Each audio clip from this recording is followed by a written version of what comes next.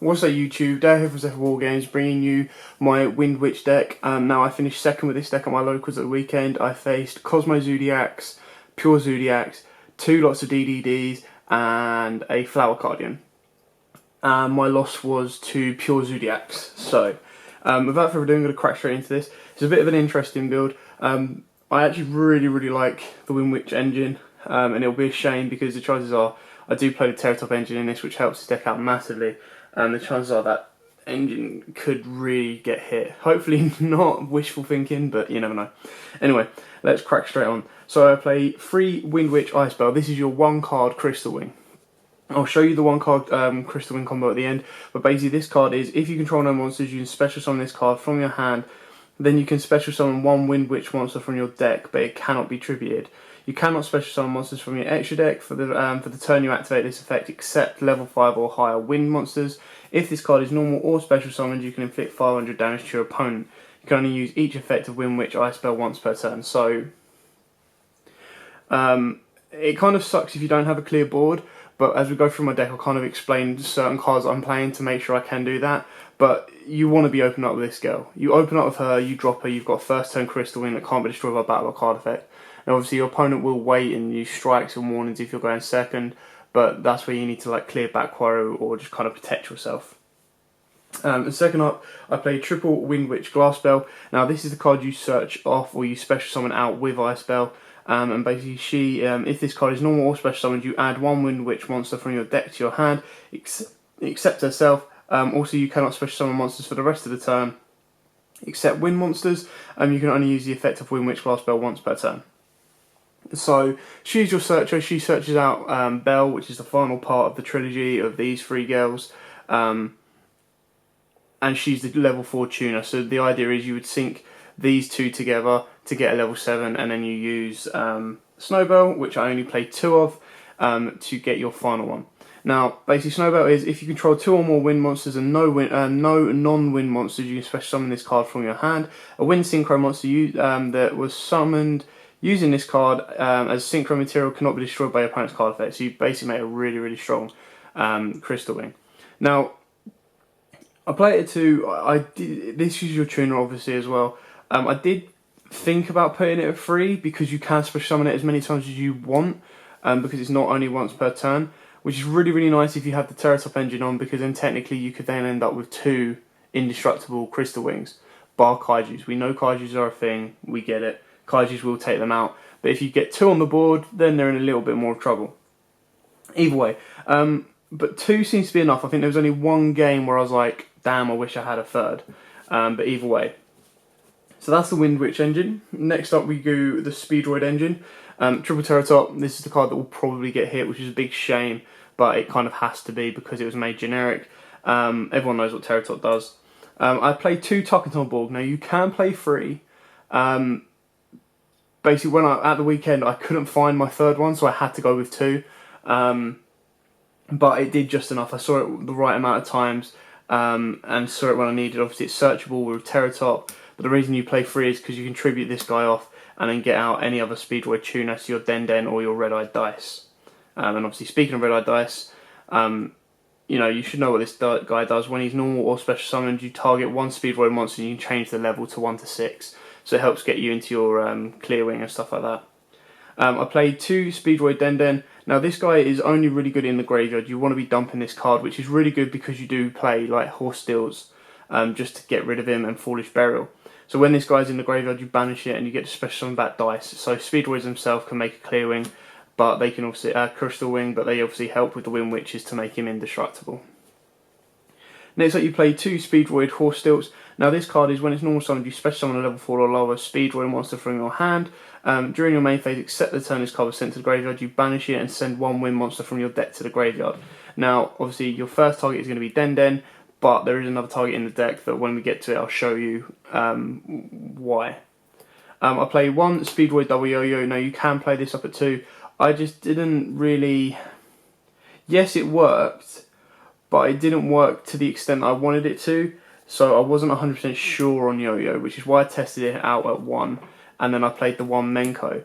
Now the other one you can play is Triad Dice. Now the reason I played Menko is because I purely searched, and obviously it drops all your opponents. You drop it, and it drops all your opponents in defense position. Now this is, during doing the locals, it kind of proved to be a double-edged sword. Yes, it was really nice to start the battle phase, but then I'd obviously dropped a monster on board, so I couldn't go off without clearing him.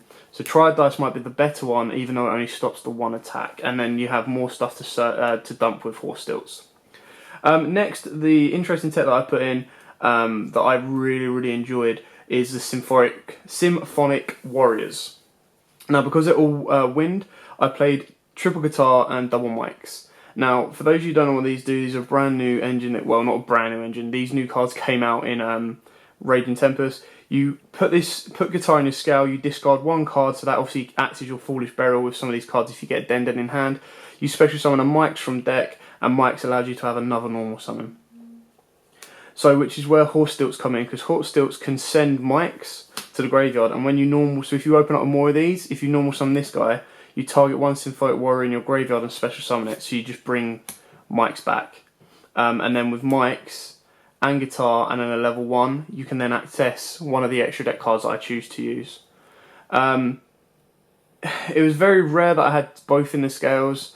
I did consider bumping Mics up to 3, but I was seeing Mics just way too much in my hand. You don't want to see it in your hand, you want them to stay in your decks. You want to be seeing guitar. Now it did help, it caught some people by surprise, and it was a very nice kind of one, because, you know, as long as he was still on my scale and people weren't expecting it, they usually forgot about him, and then no matter what I top decked, as long as I had one or two of these in my deck, I was getting a 23 beater out, and then sending something to the grave, which I could then, if it was Den, banish the Den, bring back a level 1 and go into a level 6 synchro. So I actually really enjoyed this engine in the deck. It can, you know, some people might say it's a bit polluted because there's 3 engines in this deck. But I really enjoyed the Symphonic Warrior engine. It was a nice little touch that was something different that I hadn't played before. And you know, Mics is really nice. It's a nice, like, brilliant fusion kind of engine. But as you can see, it's a very hefty monster lineup. So to finish off the monster lineups, Maxis. As much as I hate this card, it is what it is in this meta. I mean, DDDs, a Cardian game that I played, and Zodiacs, they want to special summon so much. And the fact is, if you drop it on your opponent, even if they don't special summon a crap ton to give you loads of draws, it might stop them in their plays. So that's it for the monsters. Now on to the spells.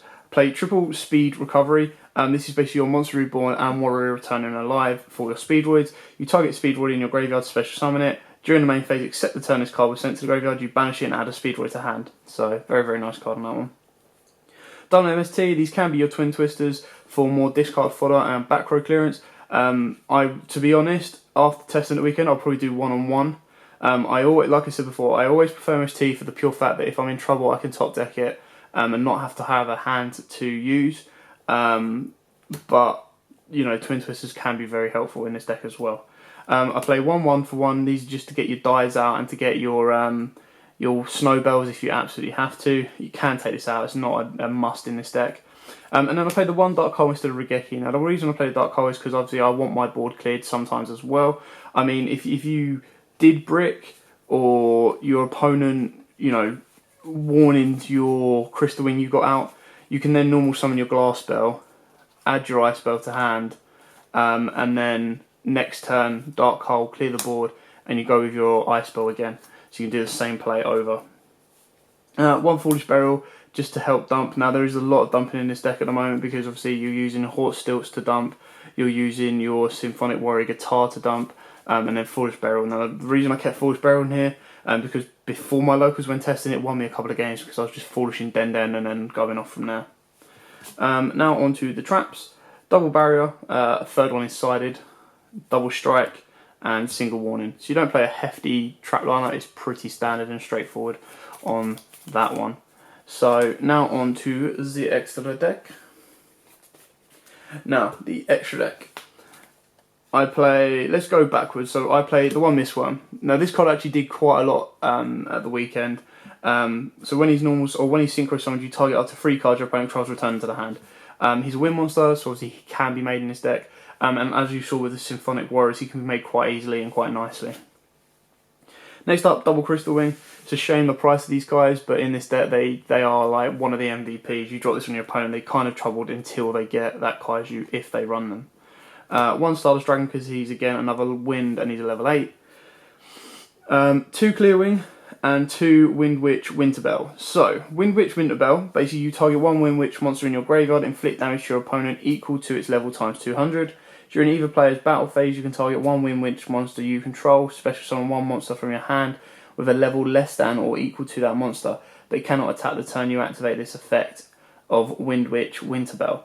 So, I mean, if you have this guy, if you have this on board, you're already burning for 800 because ideally in the combo you'd probably rather go into this guy than clearing because you're just going to use this as fodder. So you might as well burn as you're going for using the fodder, and then you can bring out any monster you want from your hand. You're probably going to be locked into wins, but it then, you know, if your main phase 2, you can still go off. It helps extend your board. I play 1 high Speedroid Kendama now. I didn't go into it as much as I would have liked to, so this could easily be a second Shambara because I love Shambara. It's such a good card. When we get to it I'll show you, but this was just quite nice because in those end bits I could banish a machine for burn damage, and then obviously if I controlled no cards I could special summon in from the grave, but it was a last chance. I would usually find myself going into Charge Warrior, so I could easily bump Charge Warrior up to 2 just for the extra draw, and then use this fodder to then level up into your next lot of Clear Wings or your Winterbells. Now again, using your Snowbells, you could make your level 7s indestructible as well. Next up I played the 1 high Speedroid Shambara. Now I love this card, can easily be bumped up to 2. Basically, this card can make a second attack during each battle phase. At the start of the damage hit, this card gains 200 attack, so even though its base attack is 2000, it never stays at that. Because as soon as you attack, it goes up to 22, and then it gets to attacking and goes to 24. If this guy survives, he's then going 26, 28, and then if you haven't won the game by then, you're then going up to 3k and 32, so you're just building up Shambara. One effect that I kept forgetting to do is when it's sent from the field to the graveyard, I can target a banished Speedroid card and add it to my hand. But I didn't ever really have to use that effect, because by the time he's on board, I'm going for an OTK with him and Crystal Wing. So then on to the XYZs. Chidori and Castel, they're pretty much similar. Chidori is, you're obviously all wind monsters anyway, but Chidori is bouncing 2 cards, and Castel was bouncing the 1 card. There were some times when my opponent got bigger beaters on board or just stuff I couldn't clear, so these worked out really, really well. The 1 Titan Bird, so if someone maybe drops a Max C on you and you've done your Terratop play, you can just go into a Titan Bird to be a bit safe. And then finally, now I've added this in. This is a card that I didn't have at the weekend, but I really, really, after playing with it, wanted to have him in. Now the only reason that I put him in is, I know he's a dark, which is the only downside to it, but it's literally if your opponent goes, get something on board that you can't clear, or if you've got something that's dead on board you don't want to clear, but then you can go into Phantom Knights, detach, pop Phantom Knight, pop whatever they've got, and then start to go off, as long as you don't lock yourself back out again. So, he's not always going to be used, but he's just that card to help pop stuff, to clear it. If stuff can't be, if stuff is troubling you, I think my opponent in the Kozmo matchup, I had to get into Chidori or Castel to try and clear some of the other cards that they had that were a bit of an issue, like try and bounce back the field spell. So yeah, that's it for the extra deck. Very straightforward. It put in a hell of a lot of work this weekend, and I was really, really happy with it. It was a very enjoyable deck to play. I did consider doing zoos, but then I knew there was going to be quite a lot of zoos, so I thought, you know what, I'm going to give them something different to work about. Anyway, so now we've done the deck profile, I'm going to show you the 1 card Indestructible Crystal Wing. Now, obviously, like I've said before, and I said it at the start, we know Kaijus are a thing. We get it, don't worry. Yes, Kaijus will take out your Crystal Wing. It's the way of the world at the moment.